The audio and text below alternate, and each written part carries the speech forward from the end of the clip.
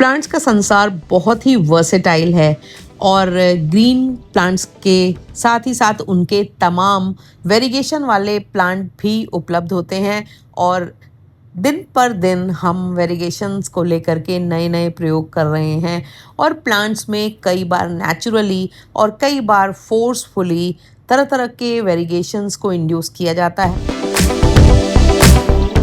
क्या आपने कभी बबल गम वेरिगेशन का नाम सुना है? नहीं सुना तो मैं आज आपको बताती हूँ। नमस्कार, आप देख रहे हैं गार्डनिंग एस्थेटिक्स। मैं हूं अनीता दिनेश।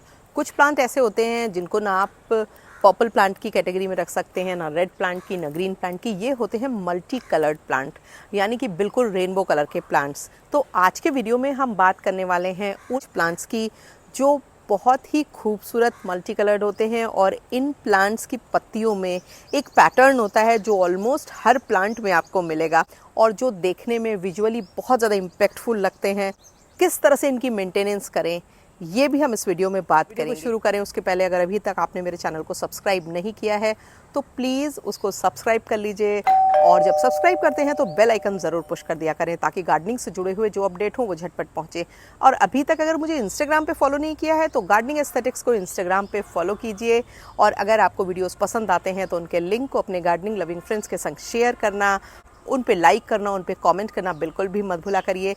ऐसा करने से मैं मोटिवेट होती हूँ फर्दर नए और अच्छे कंटेंट लाने के। बबल गम वेरिगेशन उन वेरिगेटेड प्लांट्स में पाए गए वेरिगेशन के लिए यूज किया जाता है जिनमें pink, purple, red, maroon, cream, of white और इस तरह के बहुत सारे कलर्स का लीफ पे कॉम्बिनेशन होता है। कई बार ये एक फिक्स पैटर्न की तरह होता है और कई बार ये बहुत ही रैंडमली अकर होता है। और इस तरह के वेरिगेशन को बबल गम वेरिगेशन के अलावा candy stripe variegation, pink tri colour variegation भी कहते हैं। सबसे पहला प्लांट बोट लिली की ये वेरिगेटेड वैरायटी है और बहुत ही सुंदर, बहुत ही स्ट्राइकिंग, बहुत ही बेहतरीन लगती है। और ये प्लांट का जो नॉर्मल वर्जन है वो तो बहुत लोग लगाते हैं। ये जो वेरिगेटेड वर्जन है इसमें लोगों को थोड़ी प्रॉब्लम आती है, तो जल्दी से समझ लेते हैं कि क्या ऐसा नहीं करना है जिससे कि ये प्लांट खराब हो आपका और लंबे समय तक चले। ध्यान ये रखना है कि मिट्टी बहुत ही नॉर्मल गार्डन सॉयल और कंपोस्ट का मिक्स होनी चाहिए और वेल ड्रेनिंग होनी चाहिए। चिकनी मिट्टी अगर आपके यहाँ है तो उसमें थोड़ा सा सैंड जरूर मिलाइए।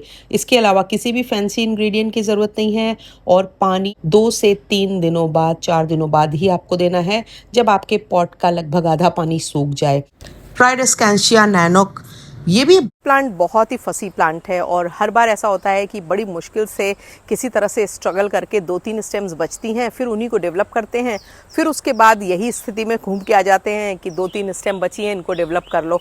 बहुत ही वाटर सेंसिटिव प्लांट है और खास करके वाटर में अगर TDS ज़्यादा है तो भी ये प्लांट बहुत जल्दी ख़राब होने लगता है। और आपको हमेशा ये ध्यान रखना है कि मिट्टी बिल्कुल वही बनानी है जैसे वेरिगेटेड बोट लिली की बनेगी और पानी कम आपको डालना है, फिल्टर्ड सनलाइट में इसको रखना है और हाँ, मॉइस्चर रिटेनिंग मटेरियल मिट्टी में मिलाना अवॉइड करिए क्योंकि इस प्लांट को अगर कंटिन्यूसली वेट सॉइल मिलेगी तो ये प्लांट ख़राब होने लगता है और बहुत ज़्यादा गर्मियों में भी कई बार या बहुत ज़्यादा सर्दियों में भी कई बार ये ख़राब हो जाता है। आपको अपने प्लांट की लोकेशन मौसम के हिसाब से रखनी होगी। इसी पैटर्न को आगे बढ़ाती है स्ट्रोमेंथे ट्रायोस्टार की ये वैरायटी और ये प्लांट भी बहुत फसी प्लांट होता है और इसका मेंटेन रहना थोड़ा मुश्किल होता है, पर यह है कि कुछ एक जतन करके अच्छी मिट्टी बना करके आप इसको मेंटेन कर सकते हैं। इस प्लांट की जो डिटेल्ड केयरिंग है उसका वीडियो आपको एंड में मिलेगा, आप उसको देख सकते हैं। पर यह भी प्लांट उसी पैटर्न को आगे बढ़ाता है। ट्राइडेस्कैंशिया जेब्रिना की ये जो वैरायटी है इसकी भी पत्तियों को अगर आप करीब से देखेंगे तो ऐसे ही खूबसूरत लाइन वाले पैटर्न्स ग्रीन, क्रीम और पर्पल कलर में आपको दिखाई देंगे और इसकी भी जो केयरिंग है वो बिल्कुल वेरिगेटेड बोट लिली या फिर ट्राइडेस्कैंशिया नैनोक के जैसी ही है। ये भी इसी पैटर्न को आगे बढ़ाने वाला ये बोलिवियन जू की पर्पल वेरिगेटेड वैरायटी है और ये भी जब आप पास से देखेंगे तो इसकी पत्ती पर बिल्कुल वैसे ही फाइन लाइन वाले पैटर्न्स होते हैं। जो रेगुलर वैरायटी है उसके मुकाबले थोड़ा वाटर सेंसिटिव ज़्यादा होता है और इसकी जो सनलाइट की रिक्वायरमेंट भी है वो भी थोड़ी स्पेसिफिक होती है। पोर्चुलाकेरिया अफ्रा या छोटी पत्तियों वाला जेड प्लांट के नाम से हम इस प्लांट को जानते हैं और ये इसकी बबल गम वेरिगेशन वैरायटी है जिसमें कि वाइट लीव्स और पिंक लीव्स काफ़ी होती हैं और ग्रीन वाइट और पिंक मिल करके एक ऐसा कॉम्बिनेशन बनाते हैं जो बिल्कुल बबल गम वेरिगेशन के जैसा दिखाई देता है। ये वैरायटी थोड़ी ज़्यादा फसी होती है और नॉर्मल वैरायटी के मुकाबले इसको थोड़ी कम धूप की ज़रूरत होती है और पानी की भी कम ज़रूरत होती है। पर अक्सर ऐसा होता है कि जब हम ये प्लांट लाते हैं तो हम इसको सही से हैंडल नहीं कर पाते हैं।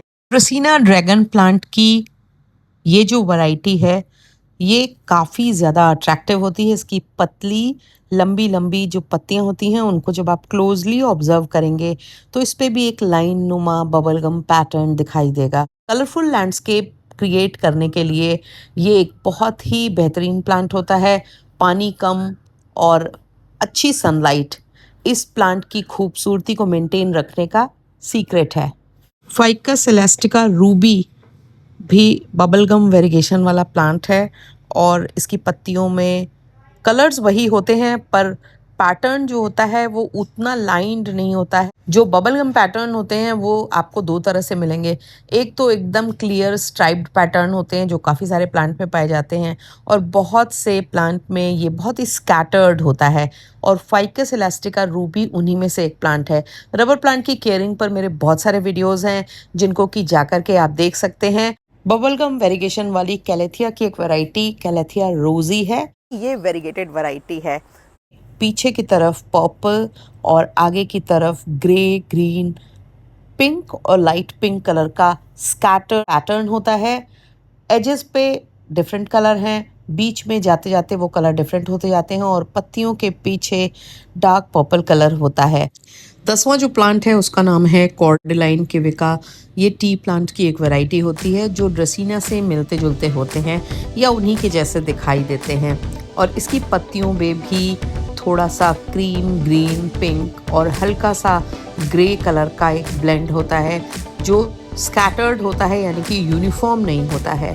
पर तमाम कॉर्डेलाइन और ड्रेसिना की वैरायटीज़ की तरह इसकी केयर बहुत आसान है। कम पानी में ये बहुत अच्छे से ग्रो होते हैं। तो आशा है ये एक बड़ा इंटरेस्टिंग वीडियो था जो आपको पसंद आया होगा। और वीडियो पसंद आया हो तो कमेंट बॉक्स में लिखना बिल्कुल भी मत भूलिएगा। मिलते हैं किसी अगले वीडियो में। Thank you very much.